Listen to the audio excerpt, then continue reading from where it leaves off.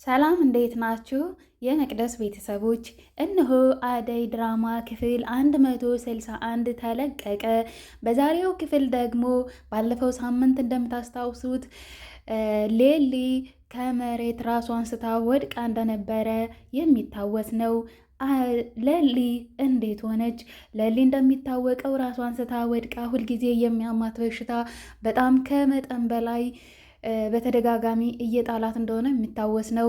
ነገር ግን ሌሊ ደህና ሆና ተርፋለች። ነገር ግን በአሁኑ ክፍል ደግሞ ሌሊ ለዶክተሩ፣ ለማንም፣ ለቤተሰቦቼ፣ ለጓደኞቼ እንዳትናገር በሽታዬን፣ ምክንያቱም እነሱ እንዲጨነቁ አልፈልግም በማለት ለዶክተሩ ስላስጠነቀቀችው መናገር አልፈለገም።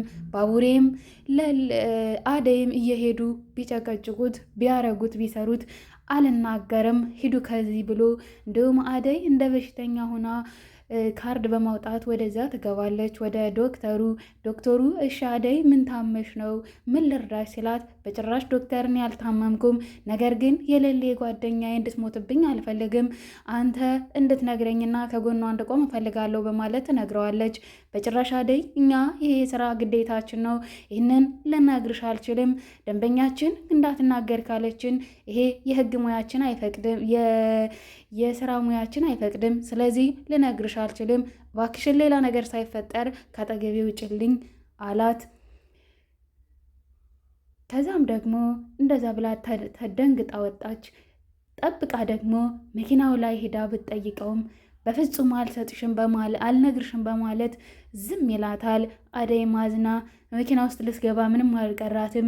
እሱ ግን ነድቶ ሄደና እየተከታተልሽ ነው በማለት ኧረ በጭራሽ ዶክተር ጓደኛዬ እንዳጣ ስለማልፈልግ ነው እንጂ ለምን ብዬ እከታተላለሁ፣ እኔ ብትተባበረኝ ብዬ ነው እንጂ በማለት ዘወር ብላ ትሄዳለች።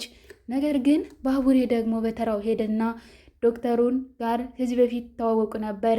ሄዶ እባክህን የሌሊን ህመም ንገረኝ፣ ምንድን ነው እንድንረዳት፣ ብቻዋን እንድትሞት ትፈልጋለህ? ብቻዋን ለምን እንድትሰቃይባት ትፈቅድላታለህ? እባክህን እንርዳት፣ እባክህን ተባበረን በማለት ቢለምነው ቢማጸነው አሻፈሬ በማለት ዶክተሩ ሌላ ነገር ሳይከተል ሌላ ነገር ውስጥ ሳንገባ ሂዱጣ ከቢሮዬ በማለት ባቡሬን ያባርረዋል።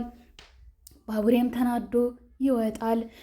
በሌላ በኩል ደግሞ የአደይ እናት እና ብርሃኔም ደግሞ አደይን በጣም በጸና አፍቅረዋለች።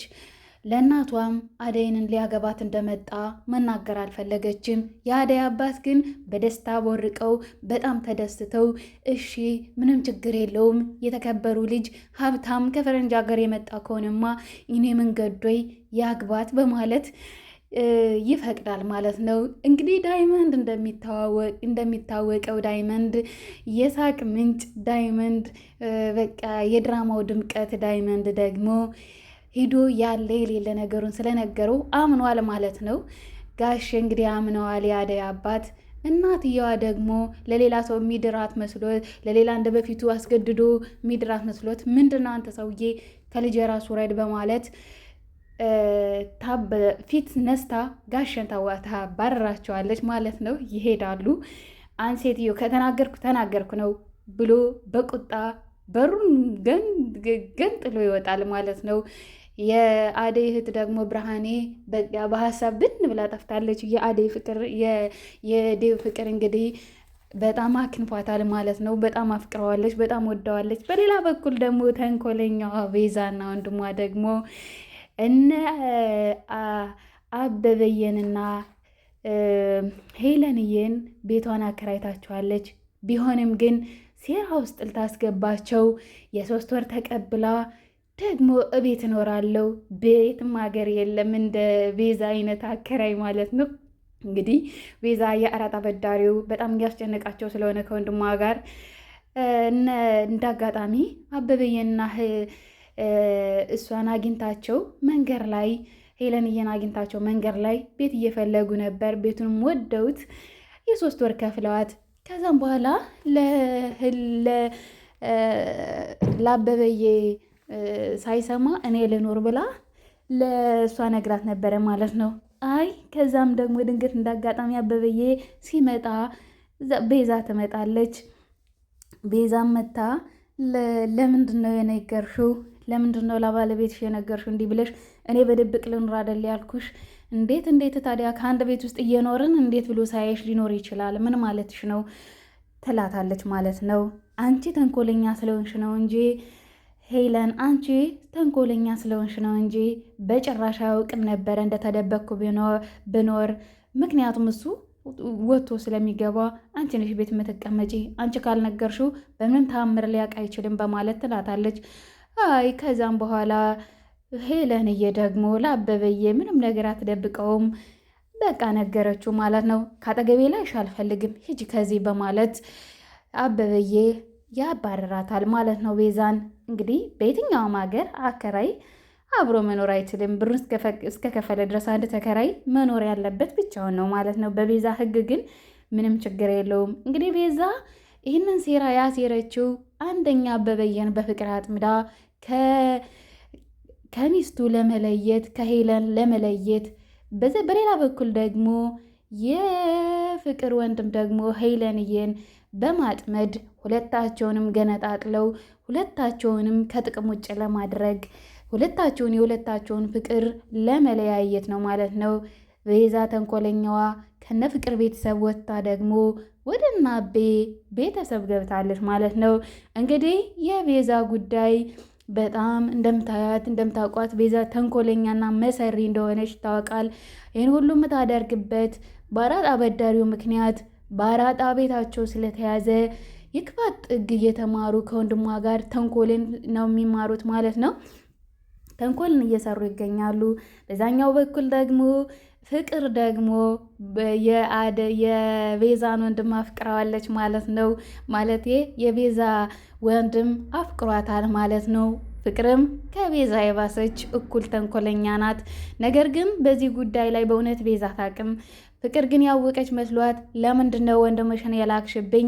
ይሄ የትኛው ሴራሽ ነው? ደግሞ ምን ልታደርጊ ነው? ተነቃቅተናል በማለት ሁለት አውሬዎች እንግዲህ ገጥመዋል ማለት ነው። እንግዲህ ቤዛና ፍቅር እንደሚታወቀው በጣም ተንኮል ሲሰሩ ተመሳጥረው ብዙ ነገር የሮሚን ልጅ ሁሉ እስከ ማስወረድ ብዙ ነገር እስከ ማድረግ አደይን መከራ ውስጥ እስከ መክተት ድረስ አድርሰዋታል ማለት ነው። አሁን በሌላ በኩል ደግሞ አሹዬ የሮሚ ፍቅር ደግሞ በጣም ተባብሶ ቀጥሎበታል ማለት ነው። እንደ እብድ እያደረገው ነው ማለት ነው። ሮሚ ደግሞ እስካሁን ልትረዳው አልቻለችም። በእውነት ሮሚ እባክሽ ተረጂው፣ አሹ በፍቅርሽ ሊሞት ነው የሚላት ሰው በእውነት ጠፋ። በሌላ በኩል ደግሞ ሻሩካይ ደግሞ የዳይመንድ ፍቅረኛ ልትሆን መሰለኝ። እንደ አጋጣሚ ቅምጥልንና ኪንጎን ሰርፕራይዝ ለማድረግ ከነ ቅምጥል ቤት ሂደው በአጋጣሚ ባቡሬ ይደርሱባቸዋል። ድንገት እነ ቅምጥል የመጡ መስሏቸው ወደ መኝታ ቤት ይገባሉ። ነገር ግን መኝታ ቤትንም አላደረጉም። ባቡሬ ግን ተጠራጥሯል። ሻኪራዬ ደግሞ በዛ በኩል የዳይመንድ ሻኪራ ማለት ነው። በዛ በኩል ደግሞ ደንግጣለች። የኔ ምስኪን ፈርታለች ማለት ነው። ሌላ ነገር የተፈጠረ መስሏት እባክሽ ሌልዬ፣ እባክሽ ባቡሬ ሌላ ነገር አስቦ ነው መሰለኝ። እኔና ዳይመንድ ግን ምንም ነገር አላደረግንም። እነሱን ሰርፕራይዝ ለማድረግ ፈልገን ድንገት የመጡ መስሎን ብር ብለን ወደ መኝታ ቤት ስንገባ ድንገት ባቡሬ መጥቶ ግን መኝታ ቤት ሲያየን ሌላ ነገር አስቦ መስሎት ነው። በነገራችን ላይ ግን ባቡሬ እንዲህ አይነት ነገር የለውም፣ ምንም ችግር የለውም። የአራዳ ልጅ የገባው ነው። ጓደኛሞች ቢሆኑ እንኳ ምንም አይመስለውም ማለት ነው። ነገር ግን እሷ መስሏት ፈርታ ማለት ነው እንደዛ ብላ እባክሽን ለልዬ እባክሽን እንደ ሌላ ነገር እንዳይመስል እባክሽ ንገሪው ብላ ፈገግ በማለት ለልዬ ደግሞ ምንም ችግር የለውም እኮ የኔ ውድ አታስቢ፣ ይሄ ቀላል ነገር ነው፣ የተራ ነገር ነው፣ ምንም ችግር የለውም ነግረዋለሁ በማለት ፈገግ አለች። እንዲያውም ለሊ በራሷ ጉዳይ በጣም ተጨንቃና እያለቀሰች ስለነበረ ባቡሬ ለሊ ቤት ገብቶ ለምንድነው የደበቀችኝ በሽታዋን?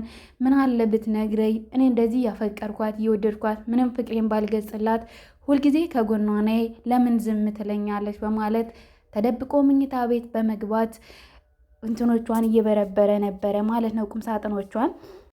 በሌላ በኩል ደግሞ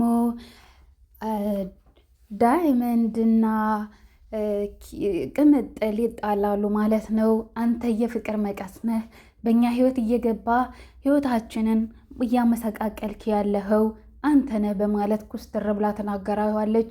ነገር ግን ዳይመንዶ ለእነሱ ፍቅር ጠብር ግፍ ሲል ከድሮም ጀምሮ ዳይመንድ ኪንጎ ብር በማይኖረው ሰዓት እሱ እየሰረቀ ስርቆትም ተምሮ ያም ሁሉ ገንዘብ እየሰጠ ከቅምጥል ጋር እንዲፋቀሩ እንዲሉ በጣም ይፈልግ ስለነበረ ይህንን ሰርፕራይዝ ለራሱ ያለ የሌለ ጎኑን ፍልቅቅ አድርጎ ከራሱ ገንዘብ ውጥት አድርጎ ያዘጋጀላቸው ኪንጎ ዳይመንድ ነበር። ነገር ግን አምርራ ቅምጥል ትጣላዋለች ማለት ነው። እሱም በጣም ተቀይሟል። በእውነት ዳይመንድ እንደዚህ ተቀይሞ አያውቅም። አሁን ግን ምርር ብሎ ተቀይሟታል ማለት ነው። በጣም ነው የተሰማው እንጂ ለእነሱ ፍቅር መልካም ነገር ነው እንጂ የሚያደርግ ክፉ ነገር በእውነት አያስብም። ኪንጎ ቢመረቅ እሱን ያስመረቀው ብዙ ነገር የሚያደርግ ከጎኑ የሚሆን እሱ ነው። በእውነት ኪንጎን በጣም ነው የሚወደው። ነገር ግን ቅምጥል በጣም ኪንጎ በእውነት የሚያደርገው ነገር በጣም አሪፍ ነው። አንዳንደኛ ሴቶች ፍቅር ውስጥ ስንገባ የምናደርገውን ነገር ማወቅ አናቅም ማለት ነው። እንግዲህ ኪንጎ የሚለው የራሴ የሆነ ነገር ሳልይዝ አንቺ ቤት ዘው ብዬ መግባት አልፈልግም። አንደኛ ክብር የሚባል ነገር አለ። ድንገት ይህ ፍቅር ቢቀየር ምንድን ነው የምትለው? አንተ እኮ ምንም ሳታደርግልኝ አቤቴ መተ የገባ መጤነ ሁላ ልትሎች ትችላለች። ፍቅር ሲያረጅ ጃርት ያበቅላል እንደሚባለው ማለት ነው። ስለዚህ ኪንጎ የሚያደርገው ነገር በጣም አሪፍ ነው። ቅምጥል ግን መረዳት አልፈለገችም ማለት ነው። ምክንያቱም ቅምጥል አሁን ከጎኗ እንዲሆን እርግጥ ነው አባቷ ሙቷል። ቢሆንም ግን ምንም አባቷ ቢሞት ዝም ብሎ ምንም ነገር ሳያደርግላት፣ ቀለበት ሳያደርግላት፣ ሰርግ ሳይሰርግ መግባት አይፈልግም። ትክክል ነው ኪንጎ፣ በዚሁ ቀጥልበት በእውነት ኪንጎዬ። ነገር ግን ቅምጥል ጸባዩን እንድታስተካክል እናቷም ብትጠይቃት ብትመክራት፣ ሁሉም ሰው ቢመክራት፣ የቀረባት ሰው ሁሉ ቢመክራት ምንም መስማት አልቻለችም። አሁን የምትፈልገው ከኪንጎ ጋር መዋል ማደር፣ ፍቅሯን ማሳለፍ፣ የፍቅር ላይፍ፣ የፍቅር ጨዋታ መጫወት ነው ማለት ነው የምትፈልገው። ነገር ግን እንደዚህ ደግሞ መሆን አይችልም። ኪንጎ አላመነበትም።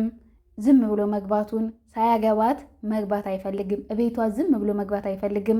ራሱን ችሎ የሆነ ነገር በእጁ ገንዘብ ሲኖረው ነገሮችን ሲያስተካክል ነው መግባት የሚፈልገው። ትክክል ነው። በዚህም በኩል በእርግጥ ቅምጥል ትክክል ናት። ነገር ግን ቀለበት ሳይደረግላት ምንም ሳይደረግላት እሷ ደግሞ ችግር የለውም። እኔ እንደዚህ እንግዲህ ቅምጥል እንደሚታወቀው ወንዳ ወንድ ኬር የለሽ ናት ማለት ነው። ስለዚህ እኔ እንዲህ የሚካበድ ነገር አልፈልግም። ዝም ብለህ አሁን እኔ አባዬ ስለሞተ ከጎኔ እንድትሆን ነው የምፈልገው። እንድታቅፈኝ፣ እንድጫወት፣ እንድታዝናናኝ ነው የምፈልገው። ከጎኔ እንድትሆን ምን ሆንሽ ቅምጥል እያልክ በየደቂቃው በየሰዓቱ ከጎኔ እንዳጣህ አልፈልግም። አሁን የአባዬ ነገር የታወሰኝ አሁን ነው ብቻዬን ሲሆን፣ በእውነት አባዬ በጣም ነው ያጎደለብኝ በማለት ትነግረዋለች። እኔ ዝም ብዬ ስስቅ ስጫወት አባዬን የረሳሁት ነው እንደሚመስልህ ትለዋለች። በጭራሽ ቅምጥል፣ የአባትን ሞት እኔም አውቀዋለሁ፣ እኔም አባት የለኝም። ነገር ግን እባክሽ ልትረጂ ሞክሪ በማለት በፍቅር ቃል ቢላትም ቅምጥል ደግሞ በጭራሽ ልረዳህ አልችልም፣ ነገ ብር እስከምታገኝ ብጠብቅህ ነገ መኖሪያ ለመኖሬ በምን አውቃለሁ በማለት በቁጣ ቃል ትመልሰዋለች። እንደሚታወቀው ቅምጥል በጣም እያስፈራራች ፍቅርን በዱላ የምትገልጽ ናት ማለት ነው። እንግዲህ ቅምጥልዬ መጨረሻ ላይ ግን ቅምጥልና ኪንጎ እቤት ሲሄዱ እነ ዳይመንድ ወይኑን አበባውን በትነው ፏፈሽ አድርገው ሽብርቅርቅ አድርገው ቤቱን ከፍታ አድርገው ሲገቡ ያገኙታል። በእውነት በጣም ይቅርታ የኔ ፍቅር፣ ይህንን ለማድረግ ነበረ። እኔ እኮ እንደ የተካበደ ነገር አልፈልግም። ተቸገርክ ኪንጎዬ፣ በጣም ነው የማመሰግነው፣ በጣም አፈቅርሃለሁ የኔ ውድ እያለች በፍቅር ቃል ፍቅሯን ትገልጽለታለች። ከዛም ፍቅራቸውን ሲገላለጹ ድንገት የፍቅር ነገር ሊያደርጉ ሲሉ በሩ ይንኳኳባቸዋል ማለት ነው። ማን ይሆን የመጣባቸው? በጣም የሚገርም ነው።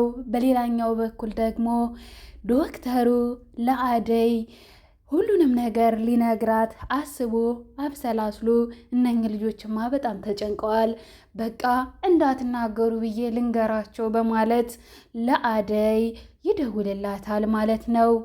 ለአደይ ሁሉንም ነገር ይነግራት ይሆን? በጣም የሚገርም ነው። ለሊ ደግሞ በሽታዋን ብቻዋን ይዛ እነሱ እንዳይጨነቁ ስለፈለገች ነው እንጂ ላለመናገር ፈልጋ አይደለም።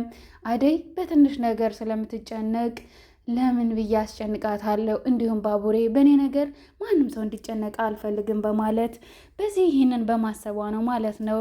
እንግዲህ በሌላኛው ክፍል 122 ላይ ደግሞ ምን ይፈጠር ይሆን? እነ ኪንጎ ማን ነው በሩን ያንኳኳባቸው? በጣም አጓጊ ነው። ሌላውን ክፍለ ጊዜ ይዤላችሁ ቀርባለሁ። መልካም ቀን። ባይ ባይ።